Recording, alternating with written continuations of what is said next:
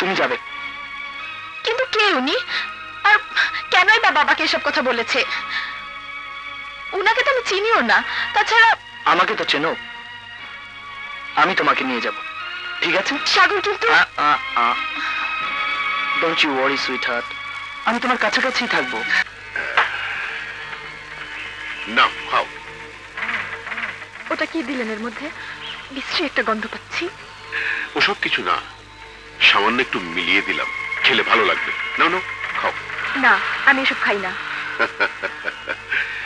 কেউই জন্ম থেকে খায় না, একদিন শুরু করে তারপর অভ্যাস হয়ে যায়।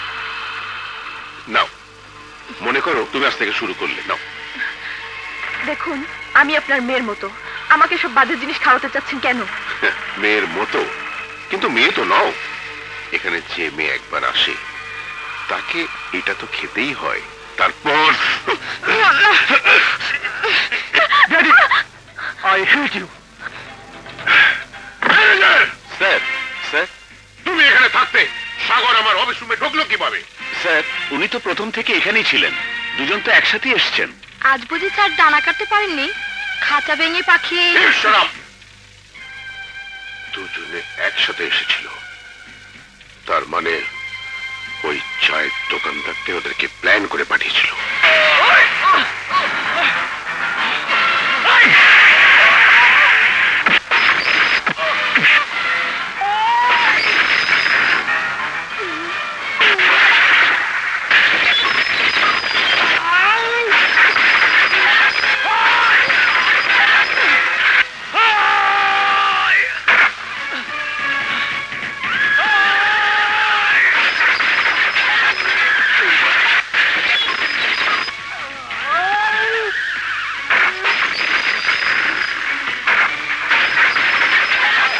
আমার সব শেষ হয়ে গেল।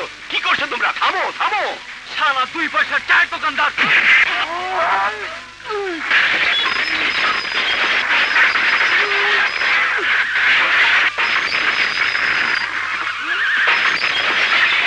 চায়ের দোকানদারও তো মানুষ মা, অন্তত আমার বাবার চেয়ে ভালো মানুষ। আর সেই চায়ের দোকানদারের মেয়েকে ভালোবাসি আমি। ভালোবাসা কি অপরাধ মা? নাকি একটি অসহায় মেয়েকে জোর জবরদস্তি কোকের সাথে মদ খাইয়ে? ওহ, ছি, ছি, ছি, ছি। সাগর, সব কথা প্রকাশ করতেও আমার মাথা লজ্জায় ঘৃণায় হেট হয়ে আসছে। মা গো, এই কি আমার জন্ম পরিচয় মা? এমনই একজন পশুর সন্তান আমি। আমার তো ভাবতেও। ছি, ছি। বলো মা, বলো, এর নাম কি? বড় লোক শেখ আসাফ খান। হ্যাঁ মা, আসাফ খান বলেই ডাকবো আমি, কারণ এমন একজন লোককে বাবা বলে ডাকার অপমান আমি সহ্য করতে পারবো না। ওরে, এতে অনেক কিছু দেখে, অনেক কিছু জেনে, অনেক কিছু সহ্য করে আমি তো আছি। কেন আছো মা? কোথাও চলে যাওনি?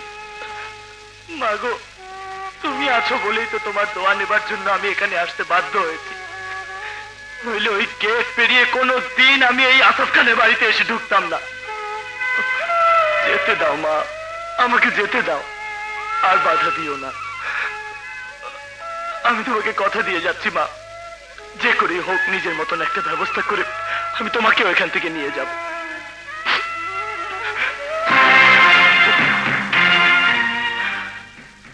মিস্টার আসাফ খান, সেদিন আপনি চিৎকার করে বলেছিলেন আপনার সবকিছু থেকে আপনি আমাকে বঞ্চিত করবেন, এমনকি আপনার পরিচয়ও আমার কাছ থেকে আপনি কেড়ে নেবেন।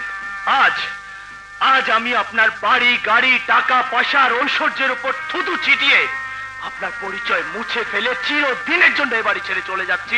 মিস্টার আসাফ খান, গুড বাই।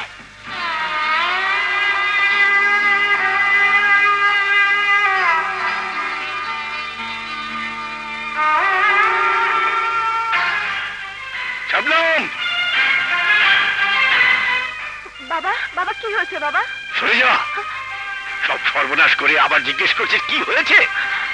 তোর জন্য আজ আমার দোকান পাট ভেঙে চুরে শেষ করে দিয়েছে। না বাবা, কি বলছো তুমি? ওরে হতভাগী, ওরা বড় লোকের জাত, আমরা গরিব। ওদের সাথে আমাদের কখনো তুলনা হয় না, ওরা কখনো আমাদের আপন ভাবতে পারে না। ওই সব বড় লোকের ছেলেরা তোর মতো সহজ সরল মেয়েদের সর্বনাশ করে, তারপরে ডাস্টবিনে ছুঁড়ে ফেলে দেয়। না বাবা, ও কথা বলো না। সব বড় লোকের ছেলের সাথে সাগরের তুলনা করো না বাবা। ওকে ওকে তুমি চেনো না। এই তো চিনেছি, আমার সর্বস্ব শেষ করে দিয়ে চিনেছি। এই বয়সে গুন্ডা পান্ডাদের হাতে মার খেয়ে চিনেছি, এখন জীবনটা দিয়ে চিনবো। তাই যদি চাস তাই কর। এরপর আর যদি তার সাথে দেখা করিস তাহলে আমার না বাবা না, ও কথা তুমি বললো না বাবা।